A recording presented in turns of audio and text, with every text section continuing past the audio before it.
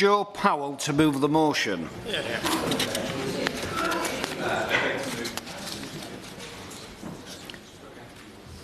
Beyond.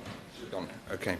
I beg to move that the House has considered the urgent need for tax transparency in the overseas territories. And thank you, and it's a pleasure to serve under your chairship for this debate.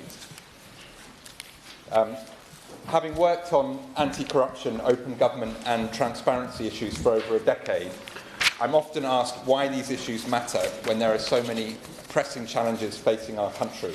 It can often seem an intractable problem, billions and trillions flowing through the international financial system that will just end up elsewhere. What difference does it make to our constituents? I'm hoping that the debate today will show directly why this matters to our Treasury and our tax take, to our housing crisis, to the fight against organised crime, to enforcing our sanctions against Putin, to fighting poverty around the world, and to restoring trust, transparency and accountability to our democracy. This government, I believe, has made a strong start on combating illicit finance and kleptocracy. I particularly welcome the Foreign Secretary's personal campaign on this issue, which has seen an expansion of our sanctions, the appointment of Baroness Hodge as the UK's anti-corruption champion, and a cross-departmental team of ministers charged with developing a new anti-corruption strategy that I know my honourable friend, the Exchequer Secretary, has a strong commitment to. The Foreign Secretary's ambition of transforming Britain from the dirty money capital of the world to the anti-corruption capital of the world is absolutely the right objective. It matters for our international reputation and our standing in the world. To be taken seriously as a leader on democracy and anti-corruption, you have to have your own house in order. And the uncomfortable truth is that while some of the most notorious and brazen enablers of illicit finance and money laundering are operating as part of the UK family, we will not be able to claim that leadership role. Despite years of warm words and communiques about fighting economic crime, the overseas territories are still one of the premier global destinations for moving dirty money, and it's time for that to change. Since the full-scale invasion of Ukraine in 2022, I've led a local Kensington Against Dirty Money campaign in my constituency of Kensington and Bayswater, where over 6,000 properties are owned overseas. Our most popular activity is a local kleptocracy tour of often empty mansions owned by autocrats and their supporters from across the world. Transparency International found that £5.9 billion in suspicious funds have been used to purchase UK properties through shell companies registered in the overseas territories, with 1.1 billion of that in my constituency. And the ownership vehicle of choice is an anonymous trust, with the most popular location being the British Virgin Islands. The BVI has a population of less than a quarter of my constituency, so it would be highly surprising if it was these residents of the BVI who were the actual beneficial owners of the properties. Of course, we know, thanks to investigative journalists and a series of high-profile leaks from the Panama and Paradise Papers to Cyprus Confidential, who the actual owners are. And that's why the previous government, including with thanks to the Right Honourable Member for Sutton Coldfield, took action with cross-party support to implement a register of overseas entities in the previous Parliament. It gives us some good and helpful information, but a glaring loophole remains. Trust-owned property does not need to be declared.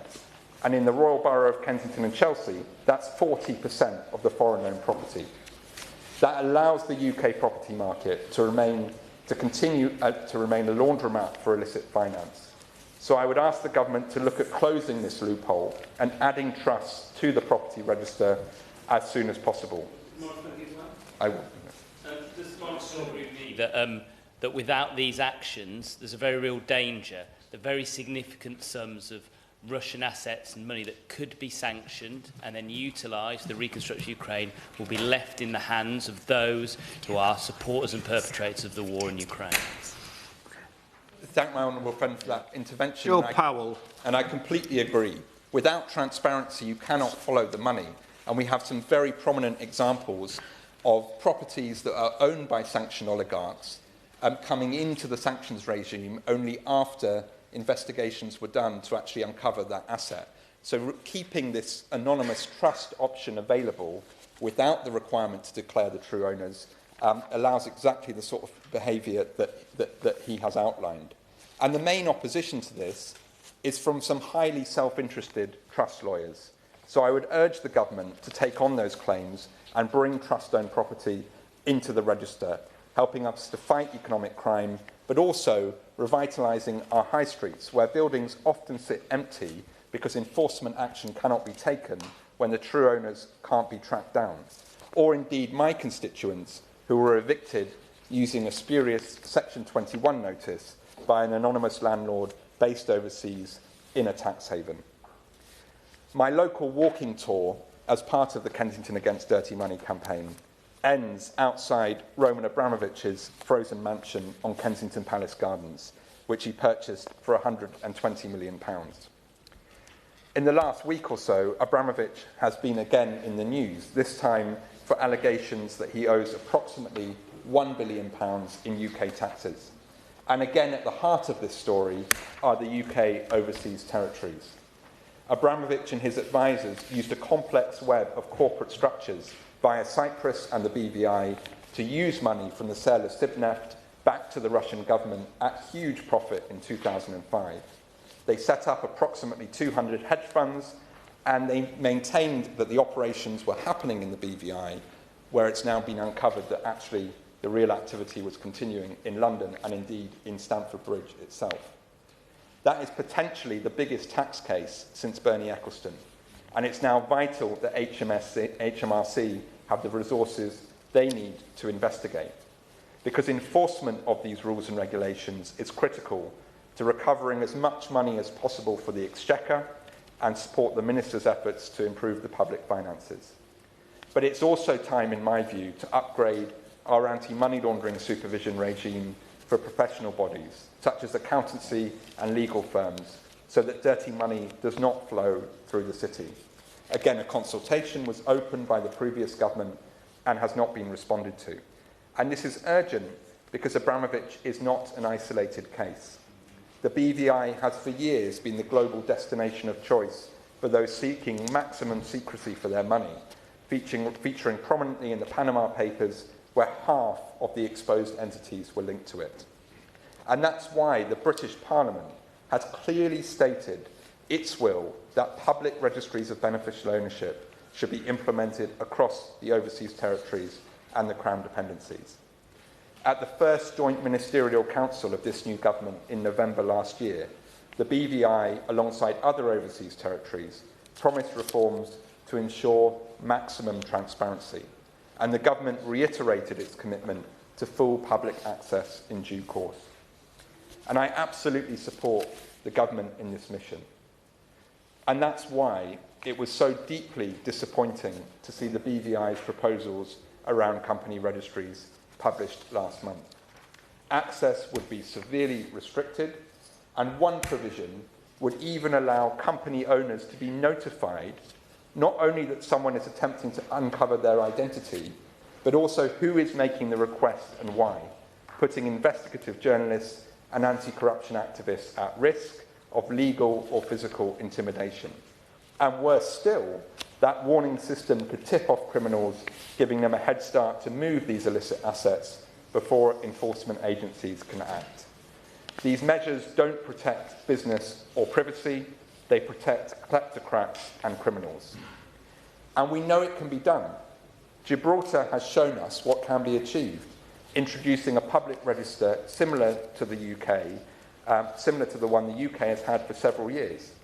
And if Gibraltar can do it, and we can do it, so can the BVI, so can Cayman Islands, so can Bermuda, and so can all the overseas territories. And we must not let our Crown dependencies off the hook either. I know many overseas territories have cited privacy concerns outlined in the European Court of Justice rulings, but I would encourage all of them to review the 6th Anti-Money Laundering Directive, which would ensure journalists, civil society, law enforcement and businesses with anti-money laundering duties would all have access to the register anonymously and in full. I continue to believe that public registers are the best solution for the overseas territories and Crown dependencies, but a minimum progress would be to meet that European regulatory standard. So it's clear from all the evidence, and I expect we will hear much more today, that there is far more we need to do to collectively support the overseas territories to make progress on economic crime. The path forward is challenging, but I know this government is seized of its importance. The overseas territories must meet the June deadline to make progress towards public registers. There must be no further delays. Trust-owned property should be included in the register of overseas entities. AML supervision, anti-money laundering supervision, should be strengthened to halt the enablers of dirty money. HMRC, the National Crime Agency, and other enforcement agencies must proactively make cases and have the skills and resources they need. And to galvanise our international partners, the Foreign Secretary's proposal for a summit of financial centres here in London would create a focal point for aligning rules and policies. I hope this debate will galvanise support across the House for this vital mission of tackling corruption and economic crime. Thank you. I remind members that they should bob if they wish to take part in this debate. The question is that this House has considered tax transparency in overseas territories. Jim Shannon. Thank you. It's a real pleasure to serve under your chairship for the third time this afternoon and the first time for you, and we wish you well in the job that you've been elevated to. Can I also thank the Honourable Member for Kensington and Bayswater for highlighting the concerns. Well done on his speech and introduction, and on a subject matter which we don't hear enough of in this House, and which today gives us an opportunity to do just that. I've been incredibly interested in what the Honourable Member's goal to rid the UK of so-called dirty money. In Northern Ireland, we've had more than our share of that, of course, through the paramilitary organisations, both sides of the community, by the way, in relation to some of the dirty money that has come from. I remember one case of Panorama covered from Estonia to Poland to the UK and then to Northern Ireland. That money was flowing in either direction. Understanding that there is estimated to be at least 1.5 billion of UK property owned by Russians accused of financial crime or with the links to the Kremlin. Along with others in this House, and I can think of someone not too far away, have been already been sanctioned by the Russians, almost take it as a badge of honour to do so. So I can be free with my words. I'm not worried what they say in relation to me. I think we should seize their properties, sell them, and use the money to fund the needy in our palliative care units or build special education units throughout this UK. Anything other than allow our nation to be used in these despicable ways. I will come back to the point of the debate this afternoon, Mr Chairman. I'm not going off slight in relation to it, and that is the need to ensure that overseas tax havens are not providing more scope for tax evasion, or worse, for scurrilous illegal behaviour. Sometimes it quite frustrates me, Mr Chairman, I suspect it frustrates you every bit as much, whenever HMRC pursue someone for a slight overpayment or underpayment of tax, and yet here we have guys who are soaking away millions upon millions, hundreds of millions of pounds, and not a word about it. So just last week, I was sitting in my office with his HMRC tax bill. He owed just over £500 in tax. And part of the reason was that he had not reckoned on the fact that the savings that he and his wife make for their pension, as they do not have private pensions, are being taxed. He said to me, how do I get my hands on one of those foreign tax havens? As government is taxing me to save for my future, after they've taxed it, going to the bank account. Now, we all smiled. We know he doesn't mean it. I know he doesn't mean it. I know him well. But the fact is, there are those who can use overseas charity accounts to avoid taxes, whilst the middle-class, hard-working family must pay twice on their income. So you'll understand, Mr Chairman, the frustration that I had to have on behalf of my constituents whenever they're getting squeezed by HMRC. And not that we're against it. If you have to pay tax, we pay the tax. That's the way it is. But whenever we see others abusing the system, blatantly abusing the system, in such a way that, unfortunately, our British overseas territories have become those tax havens where the money is squeezed off to, or siphoned off to, or anything to avoid the tax that comes. So there's something wrong with that scenario. I finish with this, Mr Chairman, because I'm realised that others want to speak as well. It is despicable that overseas territories act as secrecy jurisdictions because they don't have strong financial reporting rules. And really, I'm looking forward very much to what the Minister will say. The Minister's a good Minister, a man with understanding of the issues that we're putting forward and these broken questions that I ask and others will ask much more expertly than I do. But I just want to see the clarity, the transparency available. I want to see that those who do wrong are made accountable. I know as a Christian in this next world, those who do wrong will be accountable. They'll be accountable to a greater person, to God himself. But in this world, I think there's something wrong whenever they're not accountable for the systems that we have laid down. So you don't have to declare where the money comes from. This has to change for the sake of that constituent, but also for the sake of justice for all. Those who avoid tax that they should pay, then for me, the overseas territories, your time has come. I want to see what the Minister can do in release time. How many times will the working family be taxed whilst others with more money, pay less due to loopholes? So I support the member in this fight, very much support him. I look forward to hearing what the Minister's got to say. I also look forward to hearing what the Shadow Minister's got to say. A man of integrity, and he's always there to uphold the issues that we bring forward. Thank you so much. Thank you, Chair. And can I thank my honourable friend Joe Powell, the member for Kensington and Bayswater, for bringing forward this debate. I have joked in previous debates that I could be known as the Member of Parliament for frozen assets, and nothing could be truer than being the Member of Parliament here for the topic at hand today.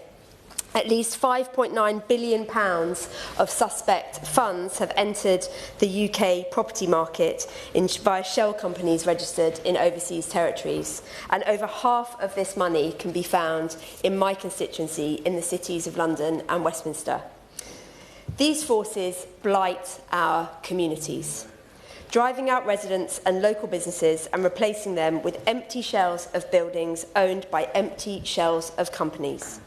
Over the past few months, key pillars in the City and Westminster communities have been at risk of closure, including the Jubilee Hall Gym and the Prince Charles Cinema. Most notably of all, the Central London YMCA, the oldest YMCA in the world, will close its doors this week. These institutions have always had to compete against the great and the good of London's residential and business community. But increasingly, they're being crowded out, bidding in a rental market against shadowy owners with nigh unlimited funds. It's these individuals who have frequently made their wealth from corruption and the abuse of power, skimming money from state procurement contracts or directly acquiring assets and funneling the proceeds of this ill-gotten wealth into our property market. These individuals include Alexander Zakharov, the creator of the deadly Lancet drone being used to terrorise the people of Ukraine, whose family own a £1.5 million flat overlooking us right now, Big Ben. Dame Zainuddin, a former Malaysian Minister of Finance accused of extraordinary misappropriation of public funds, who owns a £28.6 million office in the City of London, and Mikhail Gutierrez, a major backer of the Belarusian dictator Alexander Lukashenko, whose son Saeed owns a £160 million portfolio of properties across the cities of London and Westminster.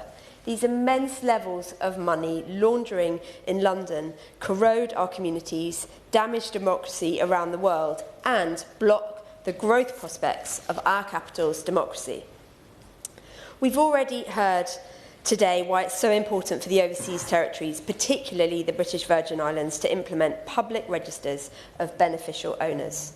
Knowledge about property ownership is a vital tool for protecting our country from kleptocrats. Stonewalling by the authorities in the BVI leaves those who work tirelessly to expose cases of corruption fighting with one hand tied behind their back. Currently, only law enforcement can access the information to beneficial ownership and have to apply for it on a case-by-case basis.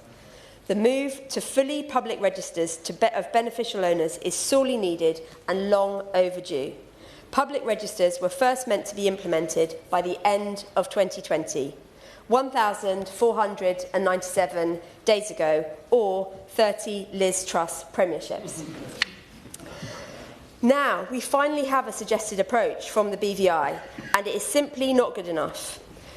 It will require applicants to identify the beneficial owner when requesting corporate data, essentially asking them to know the precise information they are after.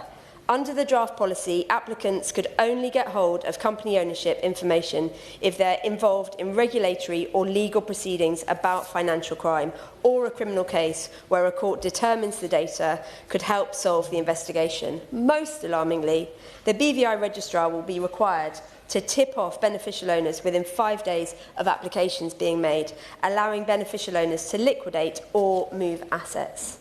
At this stage, we really need to ask on whose side are the BVI authorities. Do they stand with local communities like mine, with Parliament and with my constituents in the fight against corruption? Or do they stand with kleptocrats who are using the property market as a rainy day fund? I am pleased to see this as a priority for our government and for our relations with the overseas territories, and that this government is pushing for greater transparency from them. I wholeheartedly support this government in these efforts and look forward to further updates and the opportunity to speak about this issue in the future. Thank you very much. Before calling the next, I will impose an informal time limit of 5 minutes. Andrew Mitchell. Thank you very much, Mr Turner. It's a pleasure to contribute to the debate. I congratulate those 3 members who've spoken so far, and in particular the Honourable Member for Kensington and Bayswater. He represents a royal borough, I represent a royal town, but this is an issue where there is, I think, huge cross-party agreement. And it's already been set out why this agreement exists. We know that this dirty money comes from the drug trade, from the sex trade, from modern slavery. And alas, we know that something like 40% of it, Mr Turner, credible sources indicate, come through London and the overseas territories and the Crown dependencies as well.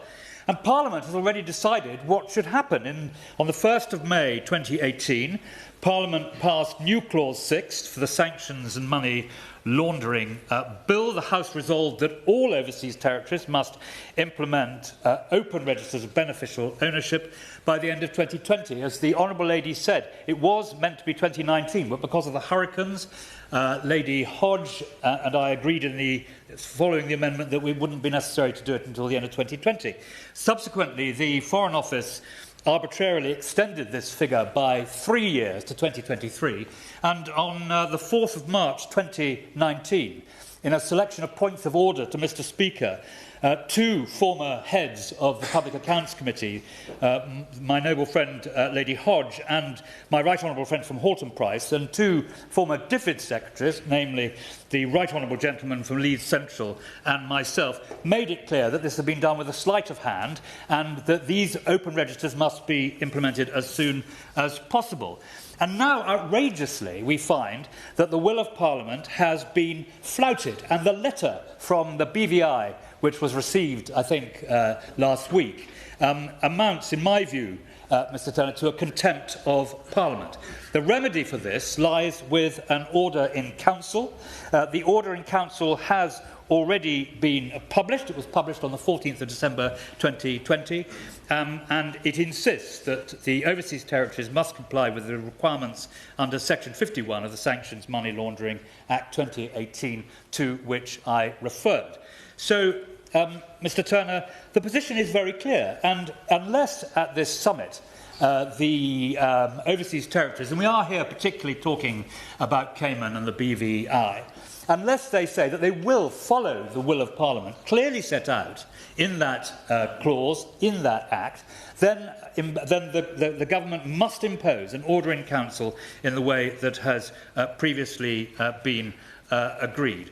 And let us be very clear, the government set out in 2012 what is the constitutional position on using an order in Council. None of us want to do it, but that is what Parliament is now pushed to do. And the government said this, as a matter, I quote, as a matter of constitutional law, the UK Parliament has unlimited power to legislate for the territories. The overseas territories themselves recognise that they gain hugely from their relationship with the United Kingdom. And I say this, Mr Turner, I say that if they want to travel under our flag, If they want to have the privilege under our monarch, then they must accept our values as well. This has gone on for far too long. I read that they were suggesting that the Foreign Secretary was acting, were he to impose these orders, in a colonialist way. I can't think of any other Member of Parliament less likely for that to be true than the current Foreign Secretary. So it has taken too long. The brilliant officials in the Foreign Office, to whose in my admiration I am second to no one, they have been too willing to keep the peace between the overseas territories and London. They must now make sure that these open registers of beneficial ownership are implemented forthwith, immediately, in accordance with the will of Parliament, and I very much hope that will be the result of the seminar to which the honourable gentleman referred in his opening remarks. Thank you, Mr Turner, and it's a pleasure to serve under your chairship. And let me congratulate the honourable member for Kensington and Bayswater for securing this crucial debate on tax transparency in the overseas territories, which goes to the heart of three issues I wish to cover today. First, the matter of tax justice. And as we know, reporting only last week from the Bureau of Investigative Journalists found sanctioned Russian oligarch Roman Abramovich dodged up to £1 billion of UK tax by structuring both the ownership of his fleet of yachts plus his hedge fund through the British overseas territories. And I'd like to bring this to life by taking the example of Mr Abramovich's mega yacht, Eclipse. According to corporate records, Eclipse was owned directly by Kane Global Holdings Limited, which was incorporated in the British Virgin Islands. Kane was in turn owned by Lindetza Worldwide Limited, incorporated in the BVIs. Lindetza was owned by Electus Investment Limited, held on trust in Cyprus and the BVIs. And above Electus sat the Sarah Trust, registered in Cyprus. And finally, the ultimate beneficial owner, Mr Roman Abramovich. Now, let's be clear. This is a complex web of deceit intended to prevent taxes being paid where they are due. One conducted on an industrial scale involving an army of immoral corporate service providers, lawyers and accountants, only happy to facilitate such demands. But this isn't just about Mr Abramovich. Indeed, the Organised Crime and Corruption Reporting Project of Journalists has reported on dozens of cases involving suspicious transactions linked to high-profile business people from Bulgaria, Georgia and further afield, all systematically channeling money and assets into these jurisdictions to escape their tax liabilities in the UK and elsewhere. It's simply unacceptable, indeed morally indefensible, that we find ourselves in a situation where a number of British overseas territories continue to incorporate entities hiding behind the corporate veil of secrecy, all the while our constituents pay their taxes in good order. Second, I wish to briefly mention the corrosive impact this has on the social contract between British citizens and the state. If it matters so much to the UK government that UK taxpayers front up to fund our public services, why doesn't it matter for the mega-rich exploiting the overseas territories? How can we look our constituents in the eyes and say in good faith we're pursuing every avenue to pump much-needed resources into our NHS, our police service and our schools when the mega-rich and multinational corporations can escape their taxes by squirreling them away into British territories offshore? Third, at a time when government is focused on driving economic growth and unleashing the full potential of the private sector, we find ourselves in the bizarre situation where continued secrecy in the overseas territories places an immense regulatory burden on UK firms. As a former financial crime compliance officer myself in 2 UK banks, I know only too well the huge investment put into armies of due diligence professionals who, unable to ascertain the ultimate beneficial ownership of entities incorporated in the overseas territories, spend an inordinate amount of time chasing their tails. This has a simple economic cost for UK businesses, for consumers and for the British economy. That burden stands firmly at odds with the government's drive to deregulate and to drive up competitiveness. So we have a moral obligation, a societal imperative and an economic impetus to act. That's why we must have publicly accessible registers of beneficial ownership in the British overseas territories. That certain overseas territories continue to hide, to obfuscate, to deny and prevent long overdue reform is a stain on our collective conscience. Now, The Minister for Europe previously confirmed in a response to a written question of mine that we consider publicly accessible registers of beneficial ownership a vital tool for combating financial secrecy. And he went on to say, I've been clear to the overseas territory leaders that full publicly accessible registers of beneficial ownership are our ultimate expectation. And the Minister for Security confirmed to me in a response to a written question I submitted on this issue that, and I quote, the UK government expects implementing legitimate access is an interim step to publicly accessible beneficial ownership registers. So I sincerely hope that the Minister today can provide similar assurances that His Majesty's Government is committed to working across government to drive transparency in tax matters, and also that it remains the case that the UK Government expects publicly accessible beneficial ownership registers to be implemented in the overseas territories. To conclude, time is of the essence. We cannot allow secrecy to be used as a barrier to tax justice. That much I owe to my Bolton West constituents, and we, as parliamentarians, owe to this country at large. Hear, hear. 4 minutes, Bobby Dean. It's a pleasure to serve under your chairmanship. And can I also join others in thanking the member for Kensington and Bayswater? I know he's been a relentless campaigner on this for a number of years, and I hope now he's in this place he can make a real impact on this issue. There's a few short points I'd like to make. First is the one shared by the member over here, but it's about fairness, the injustice that many of our constituents will feel over this issue, that those that are most able to pay are also most able to avoid paying. And I think that really burns people up when they, a member for Strangford was explaining his constituent being chased by HMRC and the injustice that's felt at that end, when on a global scale it feels like it's not been done in the same way. And this is about restoring trust in politics and our economic system more broadly. The honourable member who's brought this debate today also talked about global corruption and how that gets to hide underneath as well. And I think that underlines the unfairness of this issue. The second is around revenue. It's clear that our public services are under strain, and if tax is owed, we should be able to assess what tax is owed and collect it. That's a very basic principle. I know that the government has done some good work in terms of investing into HMRC, and I welcome that, and I hope that this could be a model for what we do on a global scale as well, so that we go further and faster on this issue too.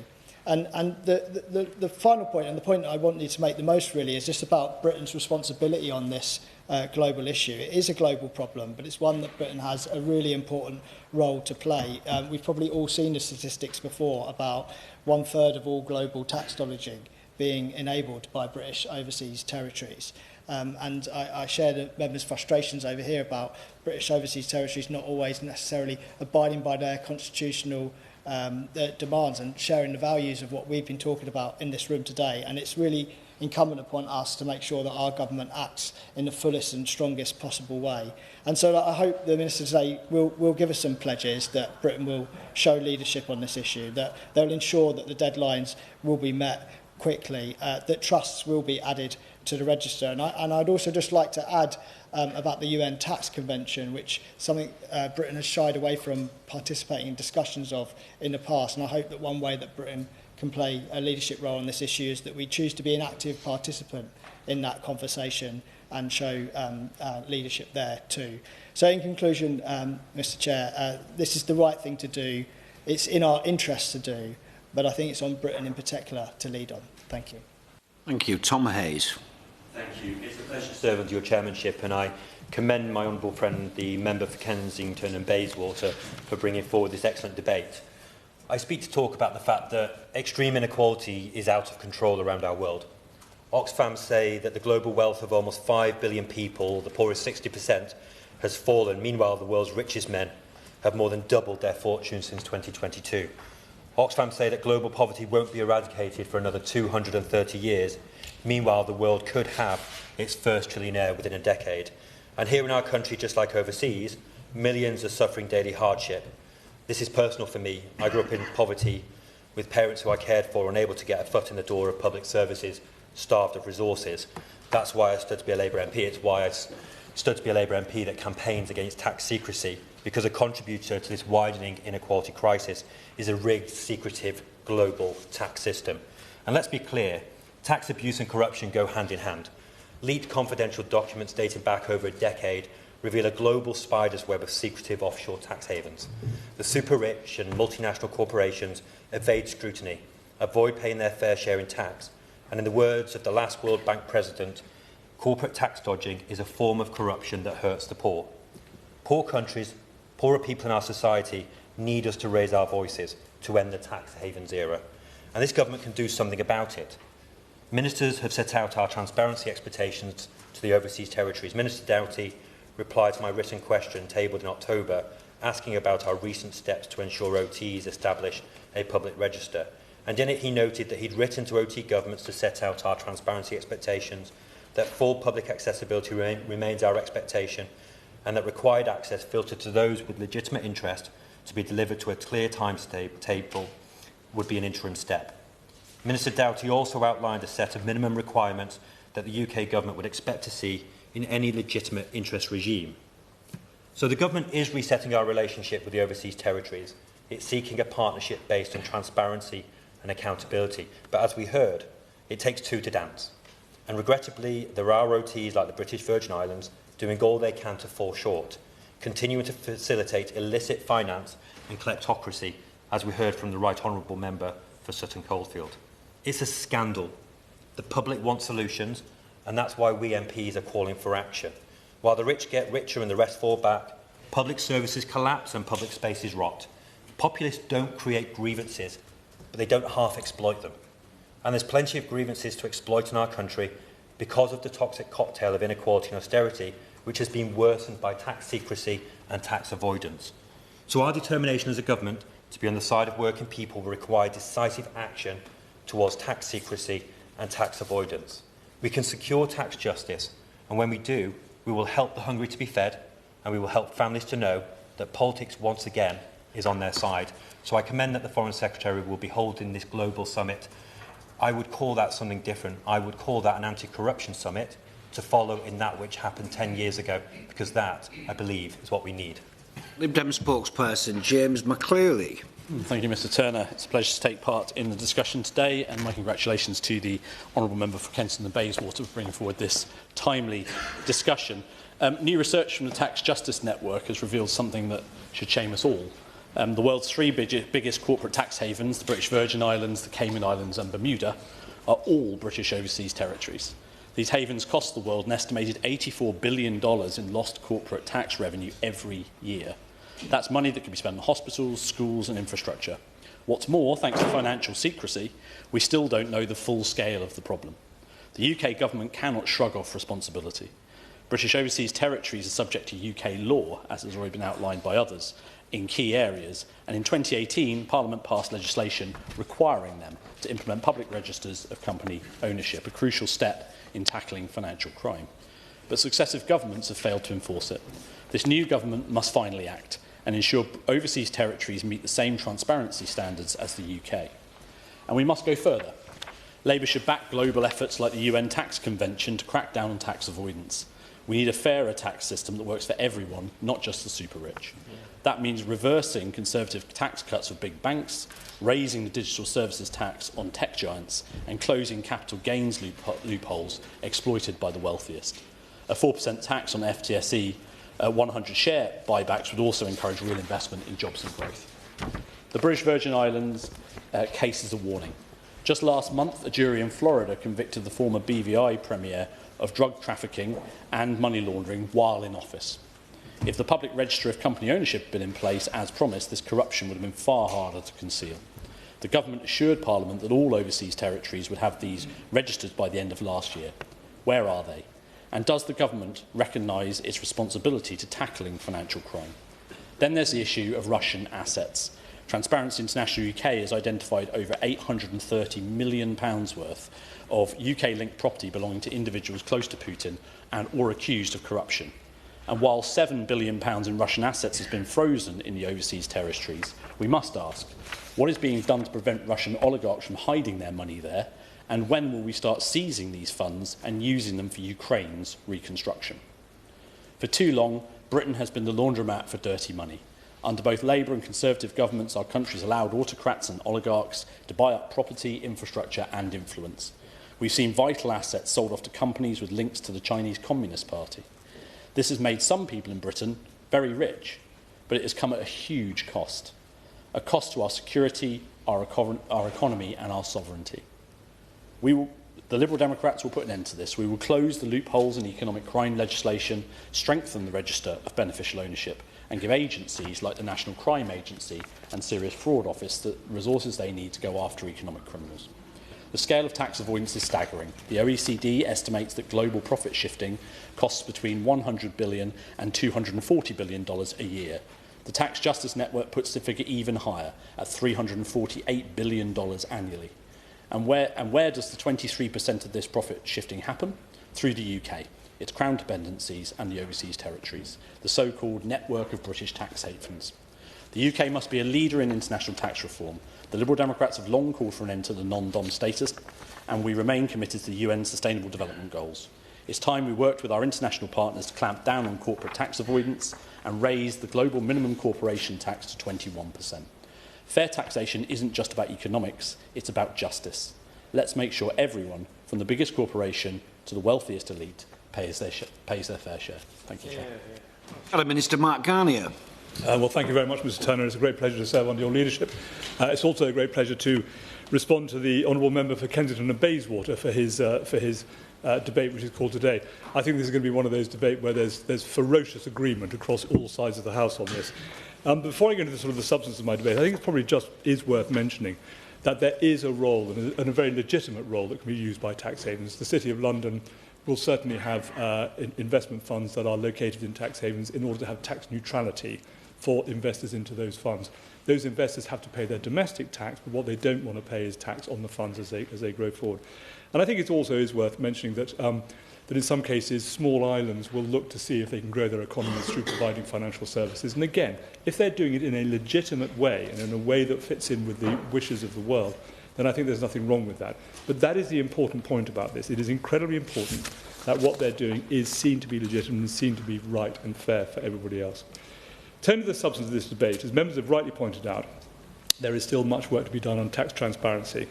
As part of the Sanctions and Anti-Money Laundering Act 2018, overseas territories were required to introduce public registers of beneficial ownership. And in 2020, the previous government set out in a written ministerial statement our expectation that the territories would implement registers by the end of 2023.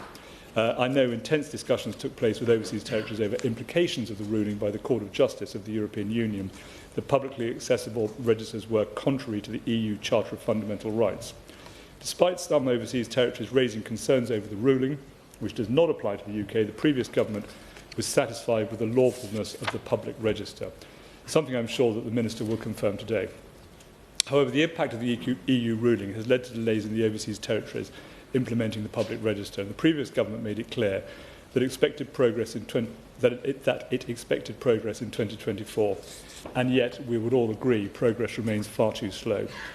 Too many jurisdictions under our responsibility continue to allow opaque corporate structures that enable illicit finance to flow unchecked. This is particularly concerning in light of the recent geopolitical developments, including the increase of money from sanctioned countries, Russia, being laundered through offshore entities. So I'm looking forward to the Exchequer Secretary updating us today on what progress has followed the November Joint Ministerial Council for Overseas Territories. And we welcome the communique which reaffirmed the government's expectations that overseas territories should provide public access to beneficial ownership registers.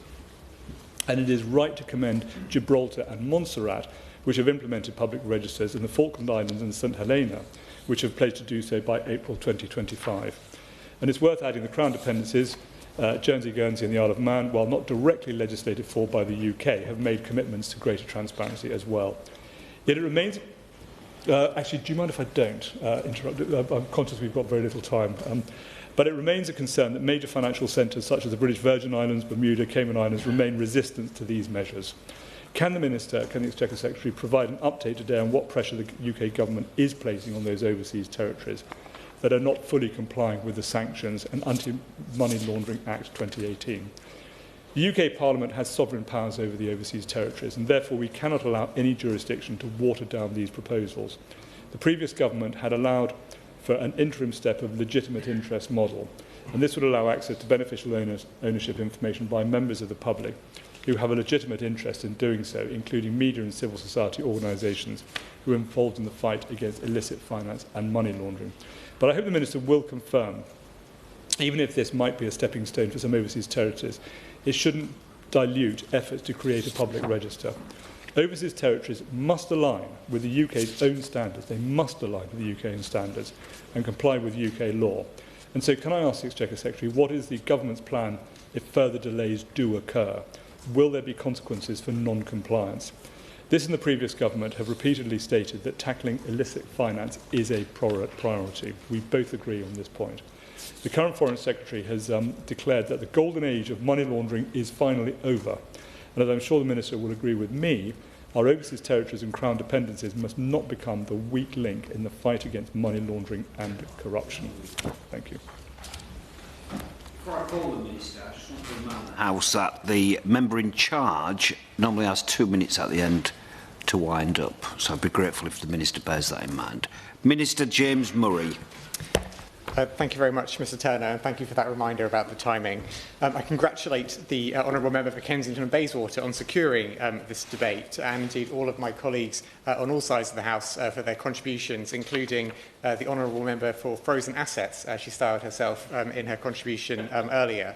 I know members have questions which they've raised during their contributions about the implementation of specific tax transparency measures in the overseas territories and our continuing collaboration with them, and I will turn to those in a moment. But let me very briefly set out the broader constitutional context of the overseas territories and their role in international tax. We continue to support the overseas territories to build vibrant and sustainable economies, including through encouraging greater links to the UK economy. The overseas territories are an integral part of the British family. The inhabited overseas territories are self-governing jurisdictions with democratically elected governments and responsibility for fiscal matters.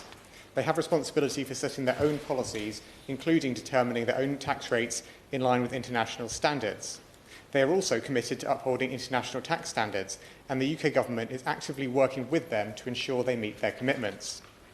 Now, domestically, the UK has implemented a range of policies to prevent shifting of profits to low-tax jurisdictions, including controlled foreign corporation rules, anti-hybrid rules, and corporate interest restriction rules. All overseas territories with an international financial centre have joined the UK in becoming members of the OECD G20 Inclusive Framework on Base Erosion and Profit Shifting, or BEPS. This signals their ongoing commitment to implementing the BEPS minimum standards. All overseas territories with financial centres have also committed to the Global Forum's Exchange of Information and Request standard and to implement the OECD's Common Reporting Standard and Crypto Asset Reporting Framework for the automatic exchange of information for tax purposes. Treasury officials engage with counterparts in Crown dependencies and overseas territories on a regular basis to exchange best practice and technical expertise in adhering to international tax standards.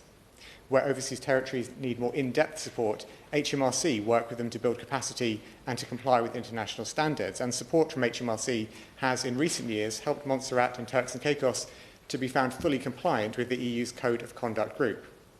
Of course, as other honourable members have mentioned, the government is also determined to close the tax gap in the UK public finances, and tackling offshore tax non-compliance is a key part of this. HMRC can access relevant information from overseas territories through the automatic exchange of information and exchange on request for tax investigations.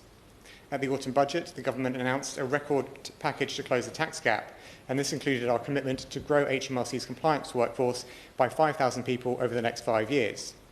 As part of this, we are expanding HMRC's international compliance work, with this supported by a campaign of targeted external recruitment of senior tax experts. Before the end of this financial year, HMRC expect to have recruited over 50 experienced international tax professionals through this exercise, which will more than double the number achieved in the previous year. Mr Turner, tackling illicit finance in the UK and its overseas territories and Crown dependencies is a priority for the government. I welcome the commitment made by... very briefly, but I don't have much time. On the point that he's raised, if now the overseas territories and indeed the Crown dependencies do not cooperate with what Parliament has set out, the Ordering Council published in draft already by Parliament, can you give the committee here today an undertaking that the government will exercise its rights on behalf of Parliament and issue this order in council? Minister. Mr Turner, I had a feeling the right honourable gentleman was going to ask a question along similar lines, and I will get to it in a moment, if he just bears with me one moment. Mr Turner, I welcome the commitment made by the leaders of the overseas territories in November 2024, which has been referred to by honourable members, to support the Foreign Secretary's campaign against illicit finance. As part of this, boosting corporate transparency through registers of beneficial ownership is a core aim in order to help tackle money laundering and tax and sanctions evasion and to help foster an open and trusted business environment. Fully public registers of beneficial ownership are already in place in the UK, Gibraltar and Montserrat. My honourable friend who secured this debate asked a question about the register of overseas entities and whether it applies to entities that trust-owned property on those registers. If an entity from an overseas territory owns property in the UK, they would fall under the requirements and would need to declare their beneficial owners. This includes beneficial owners associated with a trust.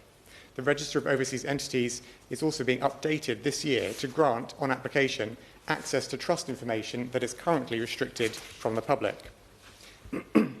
Now, at the Joint Ministerial Council in November 2024, the Government confirmed its expectation that fully public registers of beneficial ownership would be implemented by overseas territories. The Falkland Islands and St Helena committed to implement these by April 2025. Bermuda, the British Virgin Islands, the Cayman Islands, Anguilla and the Turks and Caicos Islands committed to implement registers of beneficial ownership accessible to those with a legitimate interest at the latest by June 2025.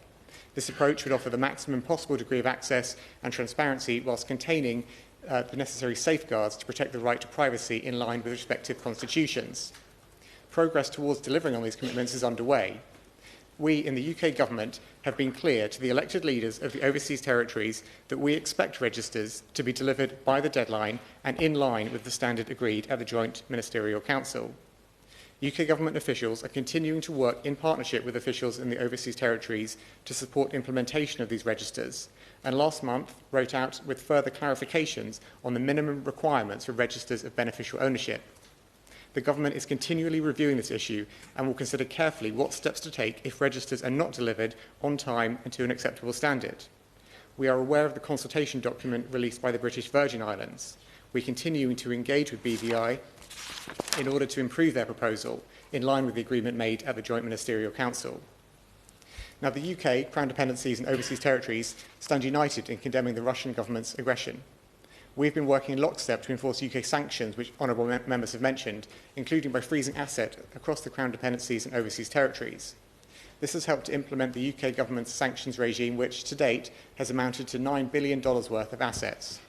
To support this, the Office of Financial Sanctions Implementation has provided significant technical assistance to build capacity in the Crown Dependencies and Overseas Territories. Mr Turner, as we've heard today, the push for tax transparency in the overseas territories generates strong views. I recognise there have been instances where high net worth individuals and multinational entities have sought to hide their assets and profits in the overseas territories. The overseas territories are working to implement international tax transparency standards and work closely with us to identify tax abuse, combat money laundering and terrorist financing, and enforce UK financial sanctions. We must continue to work towards greater tax transparency in the UK, overseas territories and globally. This includes greater transparency regarding company ownership, as well as the ownership of assets such as crypto assets and real estate, ensuring the public can see who the beneficial owners are. So thank you again, Mr Chair, and thank you to all honourable members who have spoken today, and in particular the member for Kensington and Bayswater for securing this debate. Thank you, Mr Turner, and thank you to the Minister, the Exchequer Minister, for his response, and to all the honourable members for their contributions. I think this has been a really productive and constructive debate. There has been a lot of agreement on the problem. Just to briefly summarise, I think we heard very strongly the tax case, particularly from the members for Strangford and Carshalton and Wallington. We heard the housing and communities case, particularly from the member for the cities of London and Westminster. We heard the economic growth case from the member for Bolton West, the poverty and inequality case from the member for Bournemouth East, and the constitutional case from the Right Honourable Member for Sutton Coldfield, taking us through the history of missed deadlines and opportunities over the past decade for the action that we're talking about to be taken. So I hesitate to say, that this will be the last debate in this place on this topic. I suspect it won't be, but I really welcome the Minister's commitment. I think he was being quite polite when he said that the government wished to see an improvement to the BVI's proposal. I think they need to go back to the drawing board and bring it back to be fully in line with the principles that Parliament have concluded are the best action for this problem, which is full public registries of beneficial ownership. So I just, in final closing, want to thank the spokesperson from the Liberal Democrats and the Conservatives for their constructive contributions. And I do agree that there may be some legitimate uses of offshore tax centres, particularly for companies with multiple jurisdictions. But the heart of this problem is that the BVI, Cayman, Bermuda and others are still far too susceptible to very serious illicit crime. And I think if there's one message that I would like all honourable members to take home from this is not an abstract problem. This is not something to do with billions and trillions in the financial system. It is about the constituents who are being chased by HMRC who feel those double standards. It is about our housing crisis and empty properties. It is about our sanctions, enforcement and support for autocrats like Putin. And it is about our public finances. So I think we have a really strong case of why we need to act.